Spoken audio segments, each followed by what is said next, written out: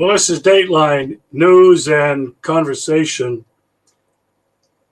My topic tonight with two friends is Cuba.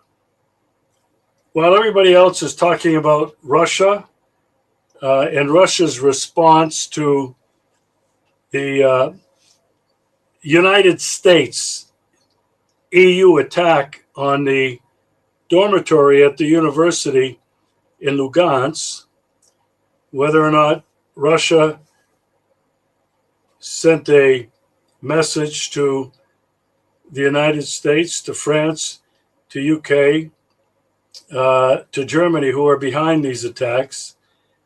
And then everybody's attention is divided between Donald Trump and whether there's a deal that's in the making in Iran. If that's not complicated enough, Trump is creating chaos and really misery everywhere.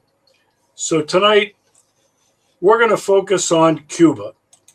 And my guests are Carolina Cositore, Sitrin, she's in upstate New York, and my good friend Ron Ridenour, who is in Denmark.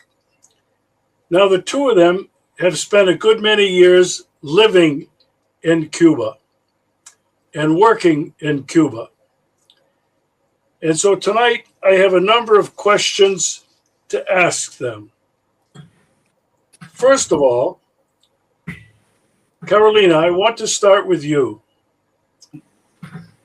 When and what were you doing in Cuba? Okay, first, I want to say I don't believe that any press or media has no opinion. I think the best ones say, this is my opinion, and I'm going to tell the truth.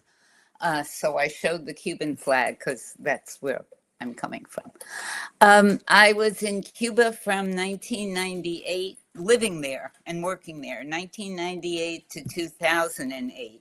However, I had visited 7 times before that and 5 times after. I am a teacher and social worker, but I couldn't do that in Cuba.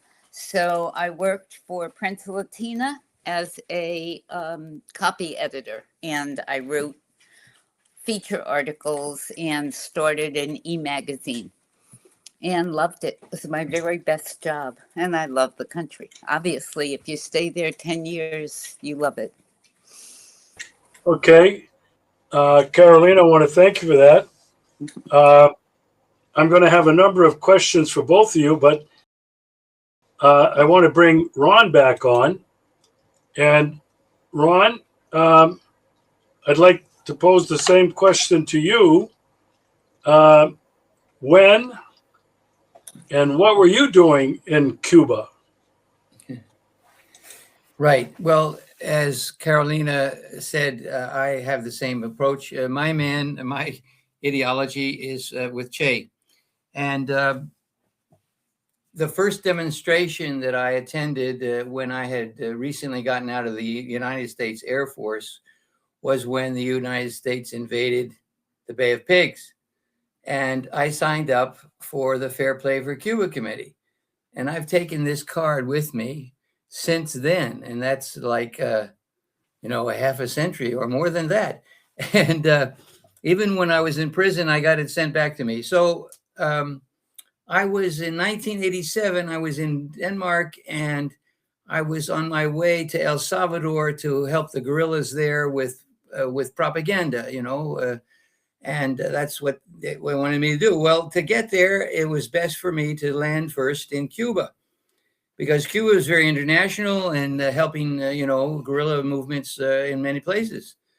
And Trump does not like that, incidentally. Okay, so not that he's doing it now, but at any rate, I got to Cuba, and they had recently disclosed 27 agents.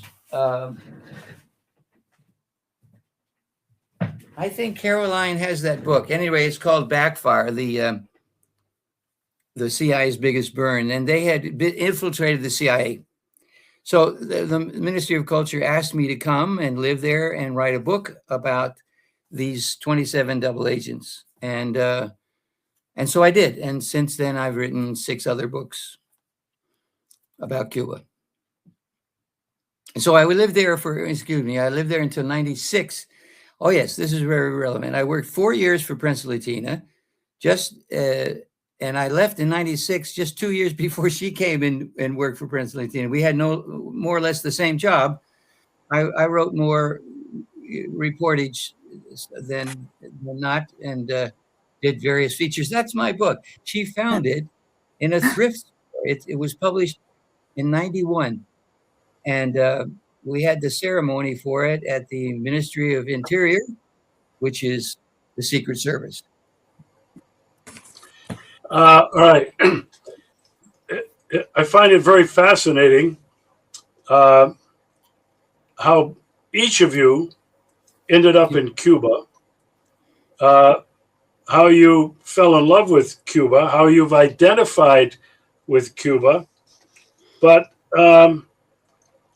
this is the question I think that people in the United States need to have answered. Okay. It's the same damn question they need to have answered about Russia, where I'm living.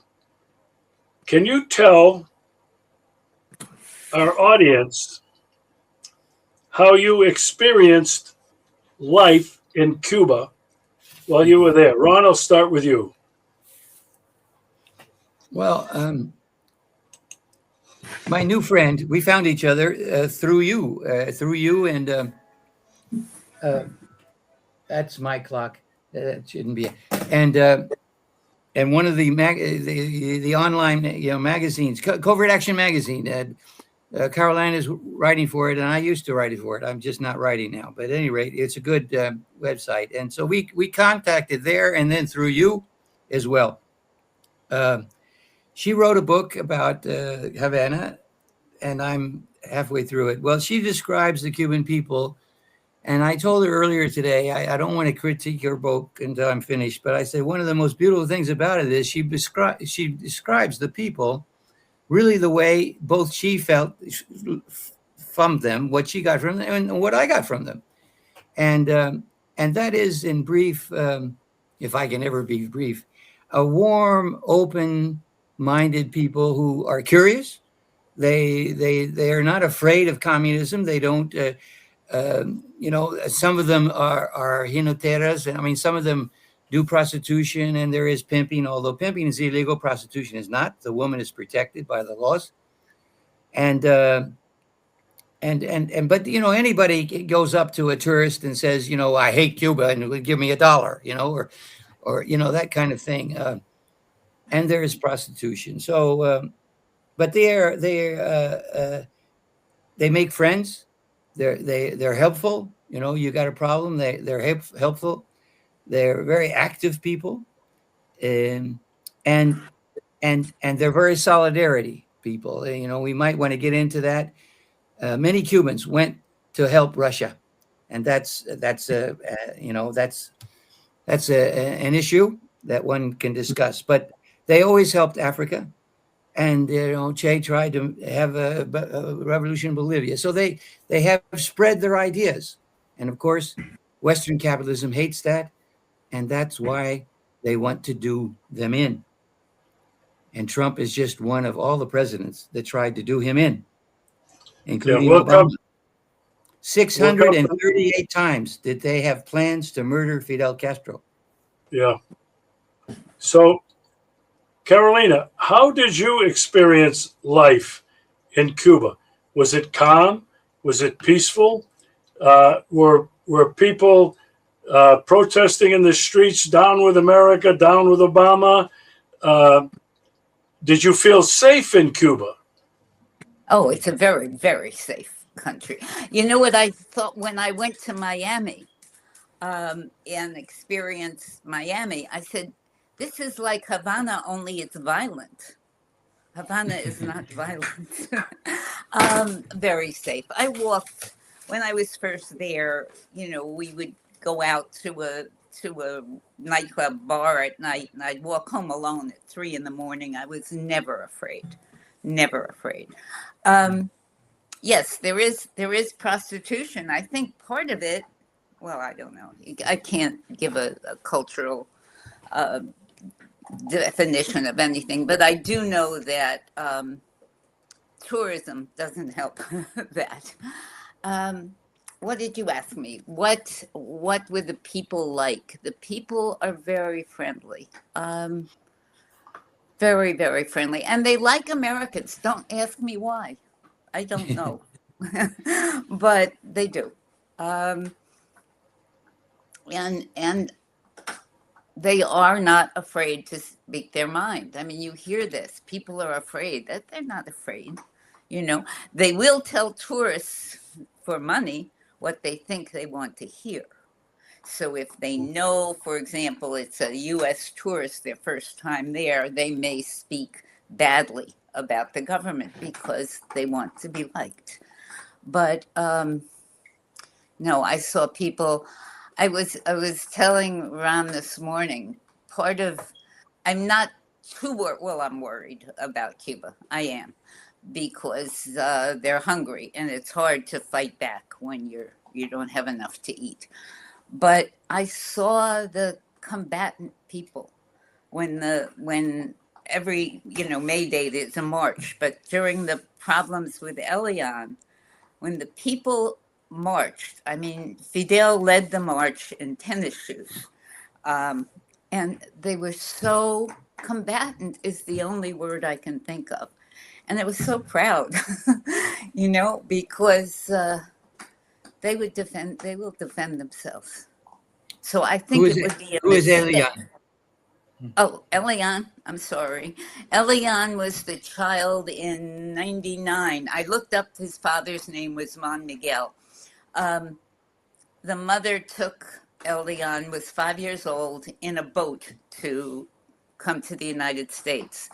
The boat capsized. The mother died. I think 10 people died. Elian survived in a little inner tube in the ocean.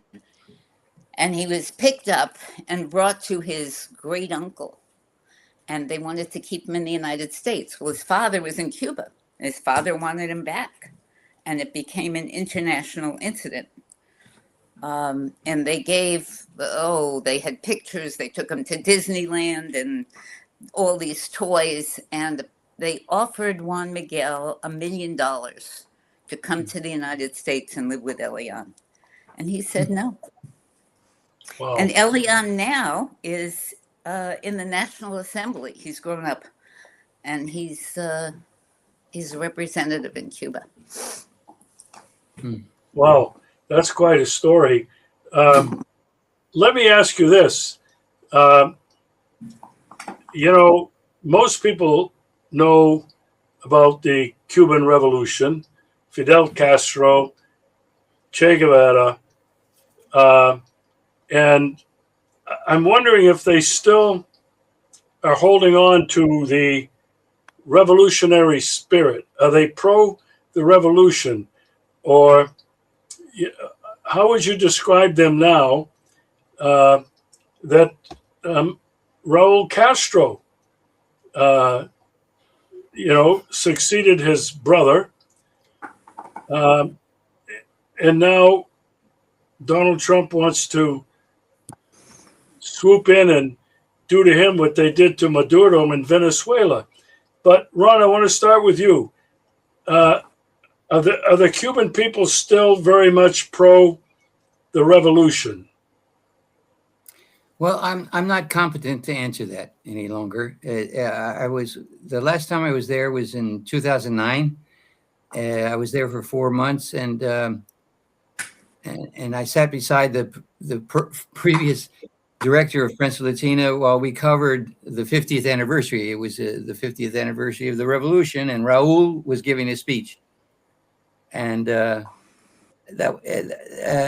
and I've only, I haven't followed it that much. Some people I know have been there back and forth in brigades, talk about, the youth. They have this fucking thing called internet, I guess we're using it too. And the digital this and the digital that. And so they see all this shit. you know, and the young people, they didn't fight in the revolution, and all this shit really, really, you know, influences people anywhere in the world, and they want some of the things that this shit can provide, you know. Aside from now, I mean, it's more than that. I mean, now it's totally serious, which we're going to get into, soon. So I'm incompetent to. I'm only afraid that there's too many. There are many. They're not going to take up arms. I don't see them taking up arms against the state, but there are just too many that want to get away. And in the last 3 to 4 years, 3 million Cubans have left. And then finally, Trump said, he wants to crush the state, and he was welcoming them. It's like his number with Iran. First he loves a lot of the Iranians that don't like the priest, and then he wants to kill everybody in Iran. So, it's like a lot of people have left, and most of them go to the fucking United States, which I'm disgusted with. They should not go to the United States, which is their major problem. But many do, and my previous editor did, and I chewed him out for it. I don't talk with him anymore because of it. And so there are a lot of them that just want to get away, and now they don't know how they can get away. And the Yankees are using this against the whatever is left of the revolution. Yeah, Carolina, what are your thoughts? Okay, I have to begin saying too. The last time I was there was 2017. So things are happening now that are different.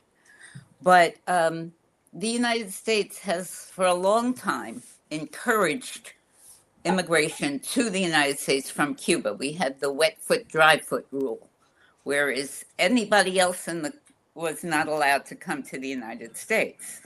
But if you were Cuban, if you were stopped in the water, then they sent you back. If you put your foot on the soil in the United States, you could stay, and you had a path to citizenship. And that was to hurt the revolution, hurt people.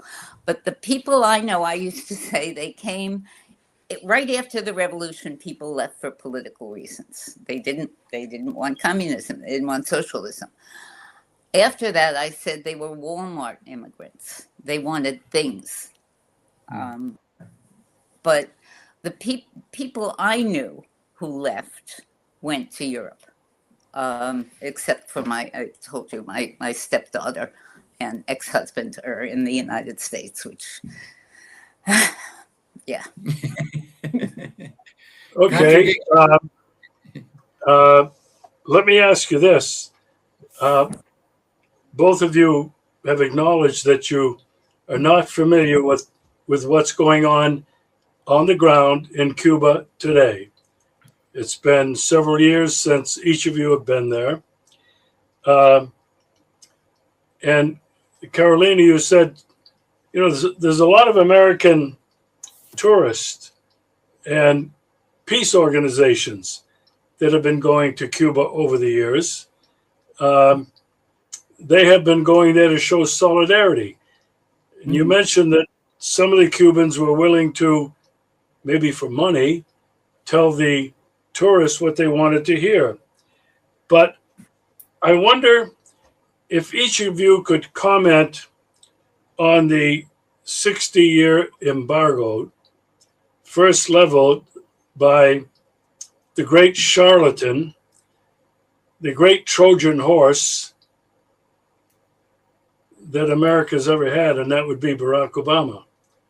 Ron, your thoughts on the embargo, the effect it's had on the Cuban people, and while you were there at least, what was their reaction? How were they responding?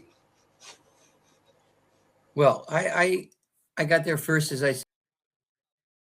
I was there 4 years before that idiot Gorbachev, with a one-man signature, could end the history of the Soviet Union, which is another topic of absurdity, another day. And so, immediately, the state organized a survival plan. I mean, for instance, and how did it affect? I had 3 books ready to be published that had to do with either Cuba or Nicaragua or some, country, and I was working on another book for the editorial, the publishing house I was working for, and when the embargo started, when the Soviets stopped, Yeltsin did nothing for Cuba, absolutely nothing. He did everything, almost everything that Clinton wanted him to do for 10 years. So, the special period, it was called, so this is like how to survive in a time of peace when it's actually war. And people really did organize, and we always have lines to buy anything, but we traded, if somebody, everybody was on rations. We've always been on rations, but before the end of the Soviet Union, our rations were sufficient. Now they were insufficient. So we traded with each other, and you smoked and I didn't, so I got this and that. So our teeth went bad. When I went back to the Denmark after, they said, "What happened to your teeth?" Well, we had malnutrition. But as far as I know, nobody starved to death. But there was malnutrition. But there was really solidarity, sharing, and communism meant something very practical there. We have to survive now on our own.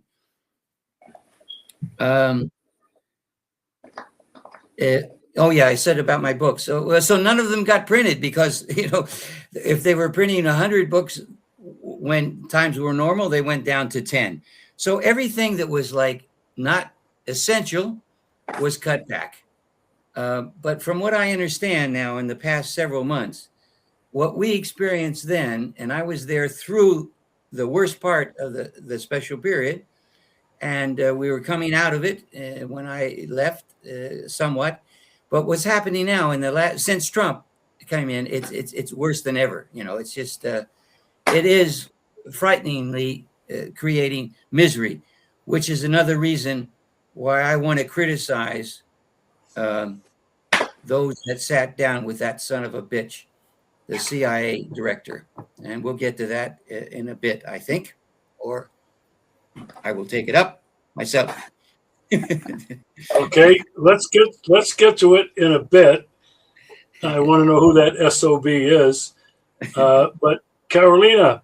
I did not experience what Ron did. By the time I came, the special period was ending. We had electricity, periods. You were not going to have it on for 3 hours Monday, Wednesday, and Friday. So you could plan when you wouldn't have electricity. There was enough to eat for everybody. The difficulty was more for the government than the people, in that Cuba couldn't. The U.S. controls world banking, so that you couldn't. Most countries buy on time. They don't have to pay cash. Cuba had to pay cash for everything, so everything costs more.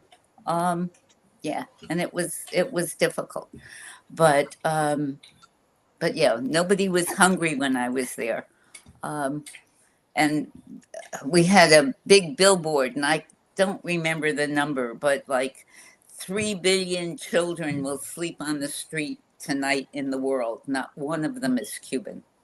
Wow. Yeah. Yeah. That's so smoked. Yeah. They're very beautiful. So, Carolina. Yes. One of the things that I have been aware of for a number of years now is Cuba's medical institution.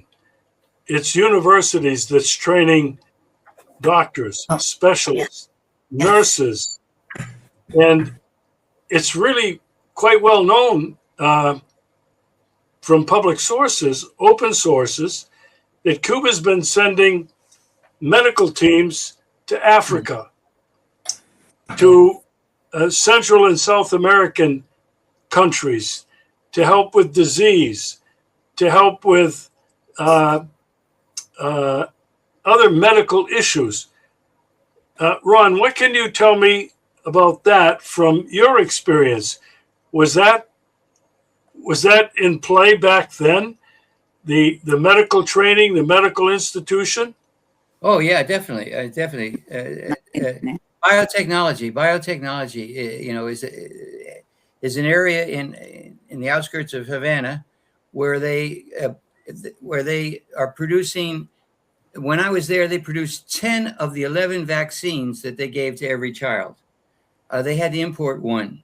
Fidel, one of the first things he said, what the revolution was going to do. I mean, he declared, I think that was a little bit over dramatic with one, person declaring socialism. Now we have a socialist. We're going for socialism, as when the planes, when in Bay of Pigs time, 2 days when they were bombing the airport. So socialism meant from the beginning that women had equal rights to everything, that every child had, and every human being, there was no racism, etc. It was, and the goal was that they would have very good health for everybody in Cuba and export that expertise. And Fidel personally had a lot to do with helping to design and the whole biotechnology little city within Havana. So from early on, I think the first medic was in. They went to Algeria when Algeria was still under that French imperialism, and in the early '60s. I mean, right away. And from then on, we have this long record. And the United Nations says that Cuba sends more medical people out to the world than all of the other nations combined in the UN. I mean, and I don't know how much they're doing this now, but they still do it. And that son of a bitch, immoral president of the United States, well, they're all immoral, but he is especially immoral, has now threatened every country that accepts Cuban doctors and nurses with sanctions, and that they will not get this and they not get that. And some of them are already capitulating, just like what they're capitulating Venezuela did and Mexico did with not sending oil. So they've been this way. And I want to show you this because it gets to the whole morality of what is Cuba, what is Che, and why I am a communist Che. This is a slogan. When I first came to Cuba, I saw this. And it says in English, to be an internationalist, and this is a statement of Fidel Castro, to be an internationalist is to comply with our personal debt to humanity. And that is a guideline for the communist Cuba, the real communist Cuba, and for what they have done and still try to do and they developed a vaccine or what do you call it? For COVID also. Then they couldn't export it to Europe. They developed it before Denmark did, and Denmark would not buy it. Carolina, your thoughts on the healthcare system and what you experienced? It's wonderful. It's wonderful. They have Cuba intentionally, because they really love children, have a lower infant mortality and maternal mortality rate than the United States. I didn't know about that the medical teams had been in existence a long time. I do know that during Katrina, Fidel had sent medical teams and blood to the airport. They were going to go to New Orleans, and the United States refused to allow them. So Fidel then said, that's why I'm a Fidelista, let's send them to other countries that are in need. So the brigades, the medical brigades, and I met them in Venezuela, go all over the world. But the training, they also train doctors from all over the world, from the United States. My personal physician, I had to look for her, trained in Cuba. They take you. It's the only thing you have to promise you're not going to come back and work on Park Avenue for a lot of money. The point is to be a human doctor, to care about people. And they're fantastic. They're fantastic. Wow. Not COVID, they have predicts there's something about lung disease. They can, if they can find out, I don't know, they can find out about it earlier, but we can't. Diabetes, they have cures for certain types of diabetes that the United States won't allow in. But training, anybody watching this, you know, a kid who wants to go to medical school, send them to Cuba.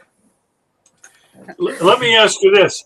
I read, and I don't know if it's accurate, but do the Cubans train Americans and foreigners to be medical doctors and nurses for free, or do they have to pay? No, it's free. Free. It's free. You go through IFCO, I know, IFCO Pastors for Peace. They have a whole program where they interview and you know, you can't just show up in Havana, but there is a procedure in IFCO in New York City. Right. I don't know if that's, let me add something. I don't, Regis? Yeah, go. Okay, I don't know. Yeah, I don't know if it's still going on, but probably so. I just got through reading something from a source that is impeccable, that before the sanctions from Trump, the fact that they don't have oil, well, because you understand, in Cuba, until just now, only 4% of their energy came from renewable sources. I mean, they have always relied primarily on oil, and also gas. So that's been cut off, except for one tanker from Russia. So they went from 4.9 infant mortality, which was, you know, one of the lowest in the world, to now, in just a relatively short time, to 9.9. Oh, geez. Well, that's not just the last few months, but, you know, the last couple of years. Now, but the average infant mortality for Afro-Americans is 10.9. So, you know, yeah, that was my addition. And doctors, you know, doctors, if they are people wanting to be doctors and they are not, you know, able to afford their own medical education, they can't be rich, let's say, but, you know, they're accepted from many countries, including the U.S.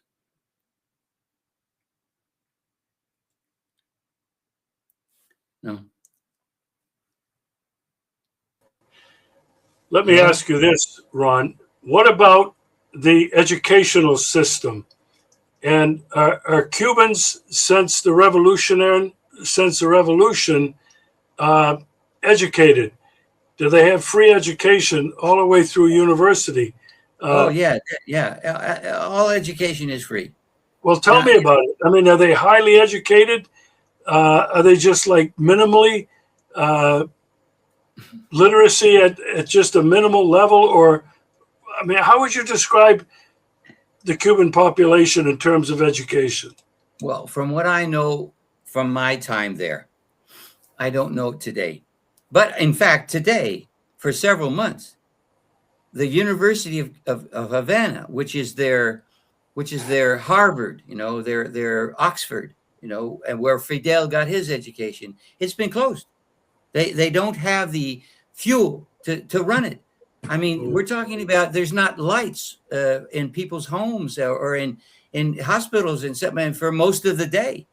There was even I don't know, you could call it an anti-government demonstration, but for some time recently, there was a lot of people in the streets protesting that the government didn't do something better than whatever they can do to afford them to have lights. I mean, people are cooking with charcoal and wood, and there is not a lot of trees in Havana. So, I mean, it's very desperate situation. But the education, I mean, I had lovers that were teachers, and what is that? Why do I have to say that? I don't know. And they got good education. One of the complaints that I heard from many people was that it was difficult to come up with your own program. You know, things were, the curriculum was, you know, from top down, and that's part of the bureaucracy, which which I must say, even Fidel, in his moments of clarity, and when some speeches what he would say clarity was always clear, he would say, not even I. He didn't say not even I, but I have tried to stop or change this bureaucracy and I can't succeed. So they inherited this goddamn entangled spiderweb bureaucracy from Spain, which has spread it over all of its colonies, and it still exists in Spain. So education then was very high. And in fact, if you wanted a job, if you didn't want to fight, that's to say, have some difficulties with getting whatever you wanted in Cuba, you would go to the United States or Spain. Many went to Spain and surrounding Caribbean countries, and they got great jobs. I mean, they have, in terms of education with technique and mathematics and medical care, etc., they were very good. In terms of sociology, for a while, sociology was banned, just like it was during the time of Lenin. But that got changed. Fidel allowed it to come back. But sociology can get to be tricky, when you have to have certain controls. And yes, there are controls, and there always will have to be when the United States is always daily doing everything they can to crush any revolution that begins to smell of socialism. So one can criticize, as I do and have, that there wasn't enough freedom of press and there wasn't enough freedom of expression on the streets, yes, but press, no. But I can also understand, and I know personally, that if you open up the press, the fucking CIA is there. And many people from Philip Agee, who began this, the CIA diary, everybody has to read. Philip Agee, CIA, tells exactly how the CIA operates when you open up the press in other countries and they don't like the government, Hasta luego, el gobierno. Okay, thank you for that, Ron. Carolina, what's your thought? It's a very, very highly educated population. I used to laugh. We had the media circle every day, and they would talk about all issues, but also issues in the United States. And I felt that the people in general in Cuba knew more about the history of the United States than Americans do. At one point, Fidel said he thought everybody in Cuba should speak 3 languages. And we would have language on television. And I would get up at 6 a.m. and try to learn German on television, Spanish television.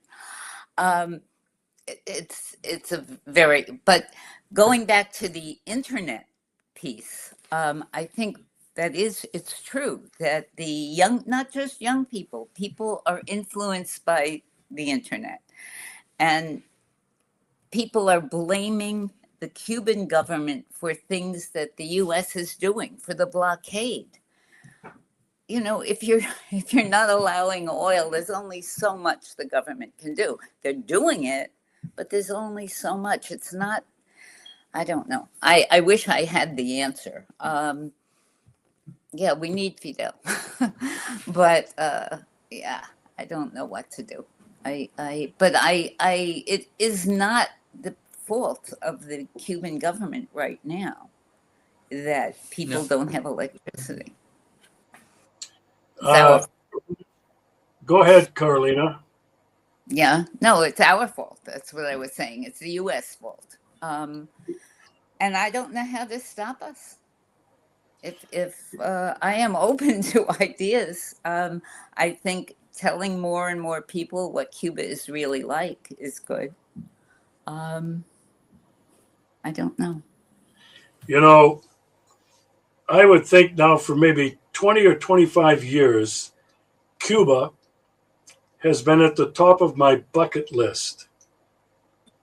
Russia used to be number 2, but then things happened and I ended up coming to Russia and then staying in Russia. But Cuba has been the top of my bucket list for a number of reasons, of which you have all covered, except one: baseball. Oh, I Cubans, won $5. Oh, for Cuba. When did they play? Havana played Baltimore, and yeah, you're not supposed to bet in Cuba. You really, you're not supposed to bet. And I had a friend from Prince Latina, and we had a $5 bet. He bet on the Baltimore team. I bet on Havana, and I won. yeah, I remember that distinctly. And the Cubans, in international competition, have been among the best. The Cubans have sent, over the years, many of their all-stars to play in professional baseball in America, Major League Baseball in America. I've been a big fan of them, and there was an American who played for the Boston Red Sox, Bill Lee. They called him the spaceman because he was so strange. He was brilliant, a real intellectual. People didn't understand him. The press thought he was crazy.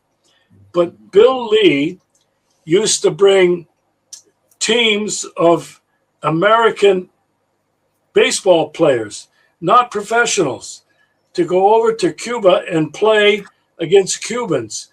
And I watched many of those videos. And so there's another reason why I wanted to go to Cuba that we haven't talked about yet. Now, I very rarely smoke cigars. But there was a time, some 25 years ago, when I was traveling to, I had a consulting company to Oklahoma City. And there was a large United States Air Force base in Oklahoma City, Tinker Air Force Base. I was there. They were flying regular resupply missions to Guantanamo Bay. Well, I don't know that anybody will get any trouble now, but they would bring back boxes of Cuban cigars.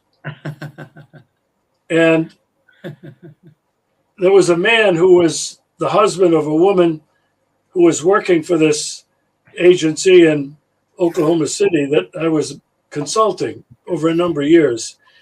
And he found out that I like cigars. And he says, well, I'm going to take you to this cigar shop. I'm not going to mention, it was not in Oklahoma City. It was in a suburb. And he said, they have the best cigars ever. So I went in with this guy after work one day, and he says hello to the owner of the shop, and they knew each other, obviously. He opened the door to this walk-in humidor. He reached underneath this bottom shelf, pulled out a box, and took out one cigar. The box had no marking on it. The cigars were unmarked. There was no label. And he said, I want you to try this tonight. And I have to tell you, it was the best cigar to that point that I had ever tasted. All right, long story short, I smoked that right down to my fingertips. It was mild, which I love. And I said to him, you got to take me back there. I went back and I asked the owner, can I take a box of these back? And he said, of course. I don't remember the exact price, but a box usually had 20, 25 cigars. I don't remember exactly. I bought that box. I distinctly remember, I think for about 80 American dollars. Unheard of at that time for Cuban cigars if you bought them like legally. And I would go back home to Arizona And I was then smoking a cigar a day. And I'd go back to Oklahoma City because I worked there for 1 week every month for 5 years. So I was buying these cigars, smoking them when I went back there and when I went back home. And that's another thing that I personally loved about Cuba.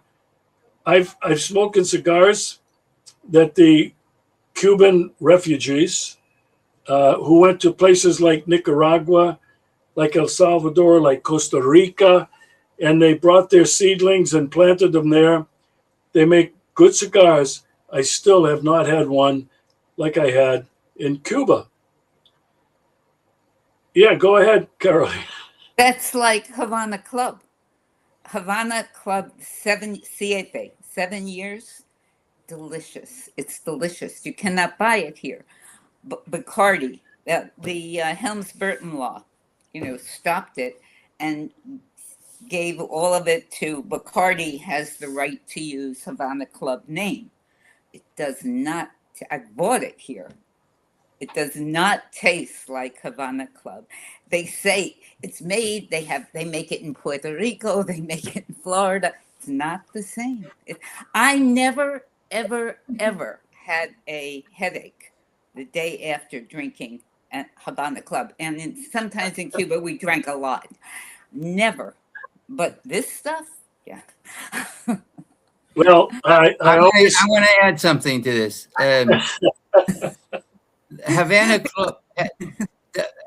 Club, Bacardi, the workers at Bacardi, when the revolution occurred, they took they had the recipe for the Bacardi rum, and that became the Havana Club.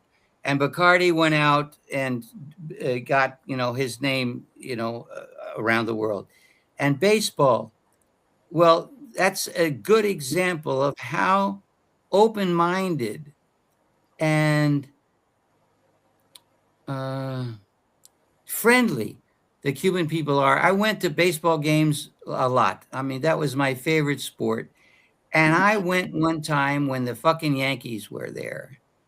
And whenever the fucking Yankees made a good play, they,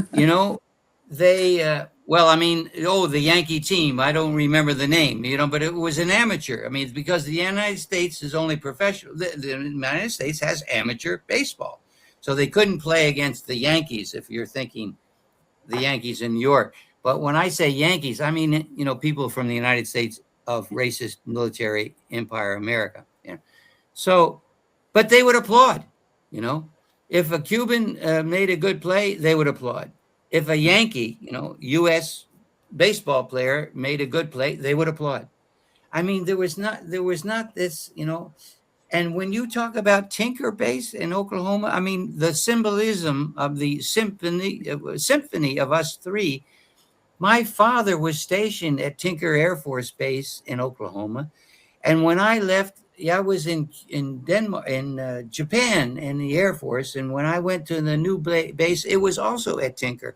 So I was a radar operator in the same base where my father was in the weather. And you were there smoking cigars from Cuba. This is a weird world we live in. Well, we didn't mention music. Somebody has to mention music with Cuba. Well, I'm coming to two more things. Can I? Okay. Can I tease you with those two things? Can we get to politics before we start? No, leave the politics aside for a while. Music, and another sport where the Cubans have excelled is in boxing. I don't remember his name, but he won the Olympic gold medal in boxing. I think it's in what? They wear helmets in Cuba because I don't like boxing, right? And they wear helmets because Pete Seeger wrote a song about it, about the boxer that died, Cuban boxer who died because they hit him in the head. Brain injury. Yeah. And the Cuban boxers wear helmets so that doesn't happen. Americans, they Yeah. don't care what happens to our boxers, but Well, Cubans. the poor Cassius Clay, he had dementia way I'm early really- on. I mean, the, Uh-huh. the beatings that he took from Joe Frazier and George Foreman, left him basically an invalid. But Carolina, tell me now about the music. Well, there was Zorro y Cuervo on La Rampa, the jazz. I'm telling Ron, the jazz place on La Rampa Yeah. downstairs. They had every year they have young people play jazz, and usually Zorro y Cuervo is for tourists. It's expensive. I've been there, but it's expensive. But during the youth jazz, it was for like a peso. You could get in. I have never heard music like this, jazz music. I like music, but I'm not crazy about music. But I can remember watching this man's hands on the piano. It's just, it's breathtaking. I Well, get some of everything the they do it. some of the best jazz musicians in the United States, and some of the best names that you know, come to jazz festivals in Cuba. Where'd he go? I'm sorry, my bad. I was trying to post a comment from this one gentleman, Okay. Cleet Purcell. He said he loves the smell of a cigar, and is Cleet. Thank you. And then Cleet remembered Teofilo Stevenson, world Yeah. champion boxer from Yeah. Cuba. So thank you, Exactly. Cleet, for that. And Ron, I'm sorry for the interruption, but Oh man, you that were was ready. an important that was, I mean, it was good that he says that. I mean, I always went to jazz festivals, and they were great. And then, but we also have to understand that they were great in ballet and they were great in symphonies. They would play symphonies that, from the state, would play on the weekends in various barrios, in various neighborhoods of Cuba, just on the streets, and you come free, you're in an apartment building and you open the window and there's a symphony orchestra. Um, I can't remember her name, but the director of ballet, a very, a very single, but she was great. And they had the best ballet dancers in the world. I mean, and they come to Denmark and, with all the classic Russian ballets, and they go to Russia a lot. But I mean, Russia is known in the world for the number one ballet. Well, Cuba is very close to the number one. I mean, even more than the U.S. I mean, music is everywhere.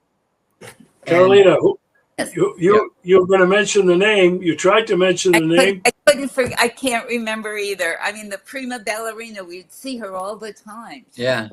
Um, Let me add to this. I forgot one thing. In one of my books about Cuba, working on a tanker ship, I was with the featherweight champion of amateur boxing in the world. And he was only 21 at the time. And he was, his father was a nickel miner in Guantanamo, where the Yankees took over much of the nickel in 1898. I really hope we get to 1988 and Raul being indicted. I mean, this is very important. We can go more than an hour. It's very important to talk about this. But this man was offered $1 million, again, $1 million to leave Cuba and box in the United States. And this man said, when I fight internationally and come home to Cuba, I am met by millions of Cubans who applaud me for my efforts, and I am a millionaire from being a Cuban. Punto. Fuck your goddamn money. I think that was my addition at the end. We're not going to go over an hour. It's a lot for people to watch, to digest, when so many people just click and they look at the first 5 minutes or less, and then they move on to something else. But this conversation, in my opinion, is incredibly valuable. Let's end on this note, and we have about 5 minutes. So I'll start with you, Carolina, and then I'll try to put the brakes on Ron so that we don't go too long. Your thoughts on Trump's threats to invade and take over Cuba and to indict and kidnap Raul Castro. What are your thoughts on that before we quit?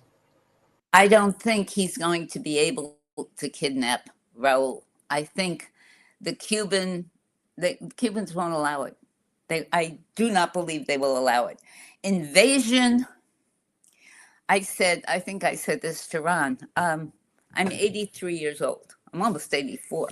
And I'm not a violent person. But if the U.S. invaded Cuba, I would want to get a gun. I would want to go and defend Cuba. Or not necessarily a gun. I would want to go and do maybe copy editing, do something I could do. Wow, Ron. I can't do it. I can't do it in 2 minutes. I had prepared. I spent 3 or 4 hours today preparing an interview on this topic, because it's not just this one topic. It is the kernel of everything that I understand for socialism, revolution. First, it's based upon morality. It's based on, as Che said, you can't be a revolutionary with having love for humanity and for human beings. And it's just too big a topic for me to do it any justice. So I think it requires another interview at another time. Okay, I respect that. I'm sure that Carolina does too. And so what I promise is to pick up this conversation on the topic of Trump wanting to invade Cuba, to kidnap Raul Castro. And I'll look at the calendar, but I think we can probably do it maybe even this weekend. My schedule is really booked, and I have a visitor from another country here. So it's really taken up a lot of my time. But I promise you, and whoever's listening that will be interested in this topic, we'll be doing it again live in another few days. Carolina, Ron, I love you both. I can't thank you enough. I can't thank you enough for coming on the show. And what I really appreciate is your honesty, your passion, and your enthusiasm. So until we meet again, I hope by the end of the week, this weekend, we'll pick up the conversation.